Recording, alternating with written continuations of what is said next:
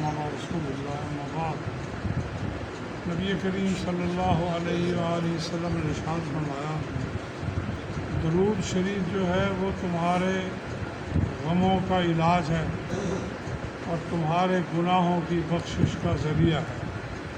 اللہ تبارک و تعالیٰ اس کی برکت سے تمہارے غم ختم کر دے گا اور تمہارے گناہوں کو معاف فرما دے گا۔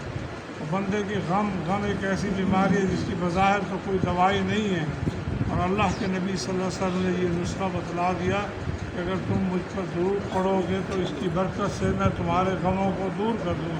ہر بندہ ہی آج کے دور میں پریشان ہے، کسی کو کوئی غم ہے، کسی کو کچھ ہے، اسے یہ چاہیے اللہ کے نبی کی بات پر پورا بھروسہ اور یقین رکھے اور ایمان لائے اور کثرت سے درود پڑھے۔ درود ایک ایسا مبارک عمل ہے، اللہ کا فرمان ہے ان اللہ ملائکۃ یصلون علی النبی یا ایھا الذین آمنوا صلوا علیہ وسلموا تسلیما۔ اللہ تبارک و تعالیٰ اپنے نبی پر درود بھیجتے ہیں اور فرشتے بھی درود بھیجتے ہیں، اور مومنو تم بھی میرے نبی پر درود بھیجا کرو۔ ایک شخص آپ کی خدمت میں حاضر ہوا، آ کر عرض کی، یا رسول اللہ صلی اللہ علیہ وسلم میں کتنا وقت اپنے لیے دعا کروں اور کتنا ٹائم آپ پر درود پڑھوں؟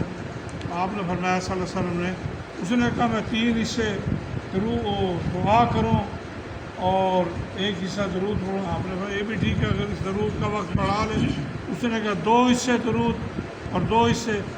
القصہ یہ آخر میں آپ نے فرمایا اگر تو مجھ پر درود ہی پڑھتا رہے اور کچھ نہ مانگے اللہ تعالیٰ سے، اللہ تبارک و تعالیٰ اس کی برکت سے تیری ساری جائز دعائیں بغیر مانگے قبول ہو جائیں۔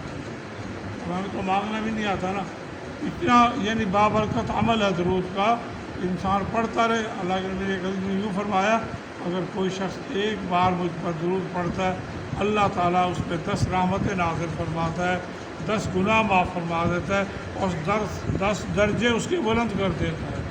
تو بڑا آسان سا ایک عمل ہے جس کے لیے اللہ کے نبی نے کتنا شوق دلایا، اور ہمارے غموں کا علاج اس میں، ہماری پریشانیوں کا، ہماری گناہوں کی مغفرت کا۔ اور آپ نے یہ بھی فرمایا صلی اللہ علیہ وسلم نے کہ جمعے کے دن اور جمعے کی رات جیسے گزر گئی کہ جمعے کی رات آخری ختم ہو رہی ہے، کثرت سے مجھ پر درود پڑھو، جتنا ہو سکے زیادہ سے زیادہ مجھ پر درود پڑھا کرو جمعے کی رات میں اور جمعے کے دن میں۔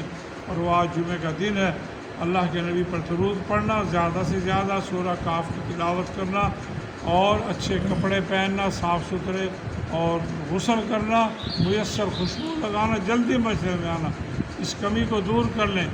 یہ بڑی کوتاہی ہے کہ امام صاحب آئے اللہ اور اللہ کے رسول کی بات بتانے کے لیے، اور سامنے چند بندے بیٹھے ہوتے ہیں اور گھر بیٹھے رہتے۔ تجارت حرام، حتیٰ کہ علماء نے کہا کھانا بھی جائز نہیں، اگر کسی کے پاس کھانا ہے، آخری جو یہ اذان ہے ممبر پہ ہوتی ہے امام صاحب کے آنے، اس کے بعد کھانا جائز نہیں ہے۔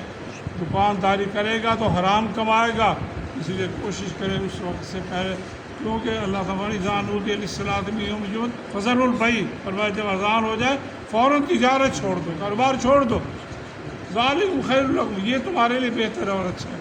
تجارت بھی کرنا جائز نہیں ہے، جمعے کا اہتمام کرنا چاہیے، سید الایام ہے، تو جو تقاضے رکھے گئے ان کو پورا کریں اور زیادہ سے زیادہ اللہ کے نبی پر درود پڑھیں اور اپنے گناہوں کو بھی بخشوائیں اور اپنے غموں کا بھی علاج کرائیں۔ اللہ تبارک و تعالی ہمیں عمل کی توفیق